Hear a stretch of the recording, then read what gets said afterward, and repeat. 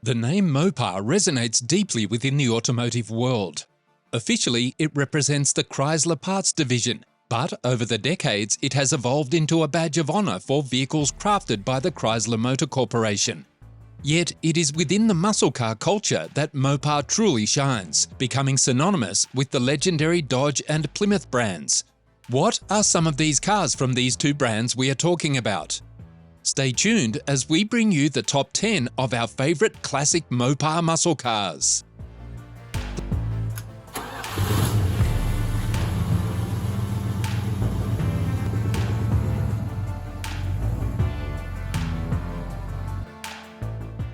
First on our list is the Plymouth Fury, which initially started as an option in the Belvedere lineup before evolving into its own unique model. The legendary Hemi had bid farewell, but Chrysler's commitment to performance remained unshaken. The Golden Commando boasted a 350 CID displacement, enhanced equipment and an impressive 305 horsepower. With this model, Plymouth tried direct fuel injection engine systems, which came with more issues than the power promised. It even led to the company compensating some customers.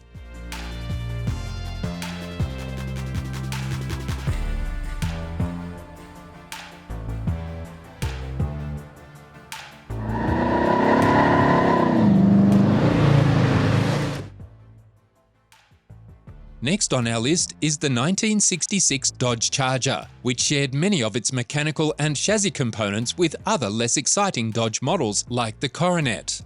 However, the Charger stood out with its fresh new sheet metal and an eye-catching fastback roofline. The design was further accentuated with hideaway headlights and a large chrome grille, giving it a bold and aggressive appearance.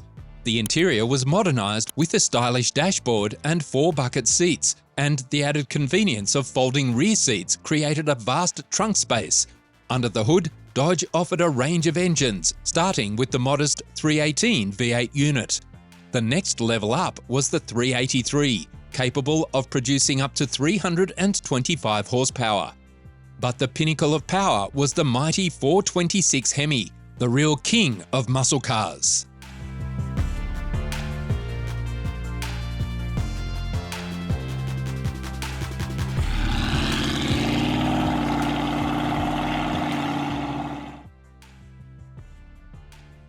The Dodge Coronet was a mid-sized car in the Dodge lineup. Initially, it was a plain and unexciting vehicle, but during the late 1960s, it received a powerful engine upgrade, transforming it into a speedy muscle car. In 1968, Dodge introduced the Super B model as a response to the Plymouth Roadrunner. The Super B was lighter, had fewer features, and sported eye-catching designs. Buyers could pick from 3 engines, the standard 383, the optional 440, or the powerful 426 Hemi.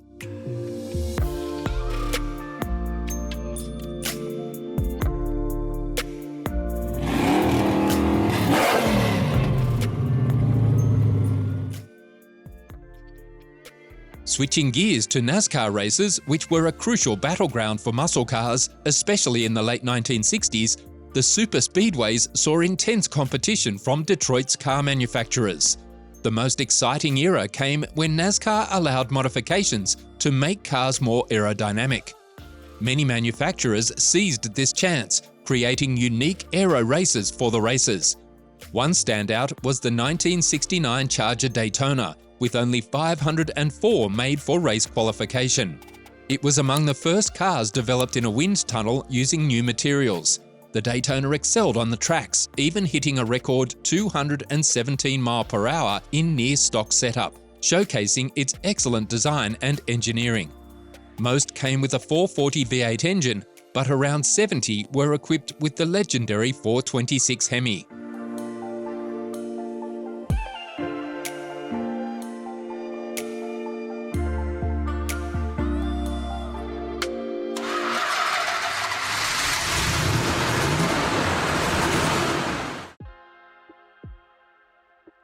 Moving on, we have the Superbird, which was one of the most outrageous muscle cars to come out of Detroit, with a design that turned heads everywhere. Plymouth made just under 2,000 of these road-ready Superbirds to qualify them for racing, and they were sold all across America in 1970. Based on the Roadrunner, the Superbird came with the standard 440 V8 engine and the option of upgrading to the powerful 426 Hemi. Plymouth added a nose cone, retractable headlights, and a massive spoiler at the back to make it as aerodynamic as possible. They also changed the rear window from its original concave shape to a flatter design, which performed better in wind tunnel tests.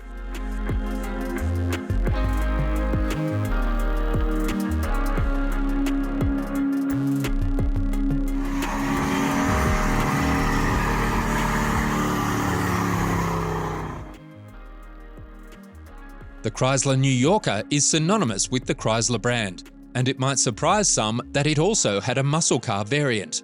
The New Yorker was equipped with a powerful standard engine and stood out with its unique styling. The New Yorker has become increasingly popular in recent years due to its great looks and ease of modification. The original New Yorker model played a significant role in early endurance racing, even achieving a remarkable 24-hour run at an average speed of 118 mph, an impressive feat for a car released over 60 years ago. Upgrading the New Yorker is relatively straightforward, and numerous modern engines can be fitted into the car for enhanced performance.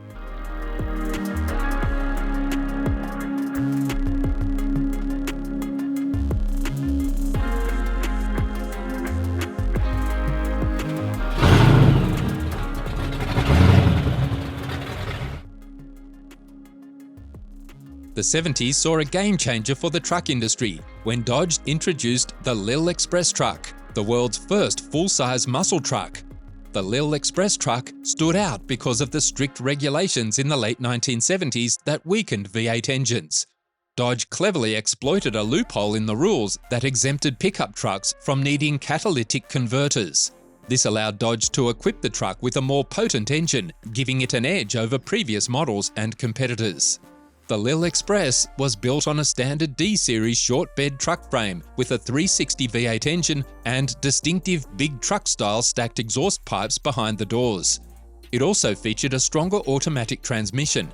This unique model boasted a 225 horsepower engine, which was impressive at the time. With its updated drivetrain, it became the fastest accelerating domestic vehicle of 1978, outpacing muscle cars like the Mustang, Camaro, and Corvette.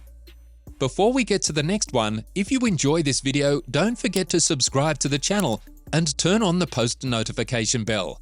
With that done, let's see what the Plymouth Duster 340 had to offer as a Mopar muscle car.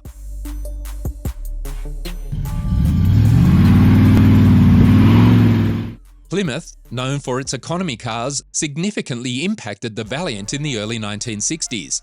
As the compact car market expanded in the late 60s and early 70s, Plymouth introduced the Duster 340, a smaller muscle car. It resembled its larger counterparts, but came with a 340 cubic inch engine rated at 275 horsepower. The success of the Duster 340 exceeded Plymouth's expectations, leading to a doubling of production in just a few months. Despite its compact size, the 340 was a formidable muscle car, achieving 0 to 60 mph in just over 6 seconds, thanks to its powerful engine and lightweight body. Priced at just under $3,000, it was also very affordable. After the original muscle car era ended in 1974, Plymouth continued to offer the Duster 340, but with a 360 engine option, which had less power due to stricter emission standards. Did you get a chance to drive the original or the less powerful version? Please let us know in the comments section.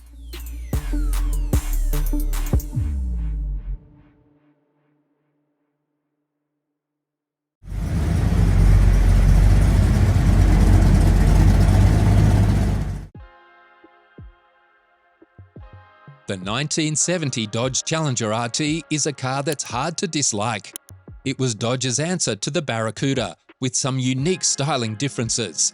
Straight from the factory, it came with a 383 V8 engine, but buyers could upgrade to a 440 or the iconic 426 Hemi during its production. These bigger engines gave the longer and more stable Challenger a significant power boost, allowing it to zip down the quarter-mile track in under 14 seconds. For such a sizable car, this was quite an achievement. The Challenger was Dodge's response to the highly popular Mustang. one of the most beloved muscle cars of all time. And it held its own in the competitive market. What a car!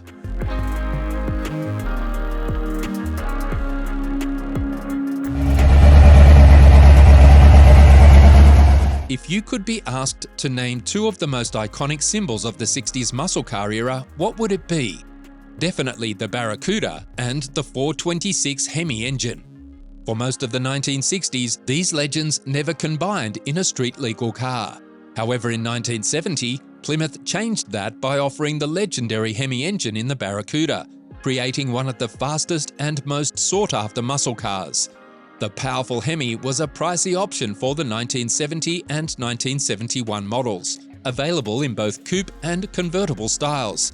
It added around $900 to the standard Barracuda's price, and only about 600 coupes and 17 convertibles were fitted with it during its 2-year run.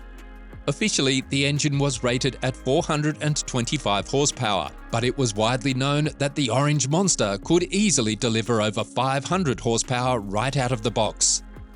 Well, which other Mopar cars do you know? Which ones did you get a chance to drive or see?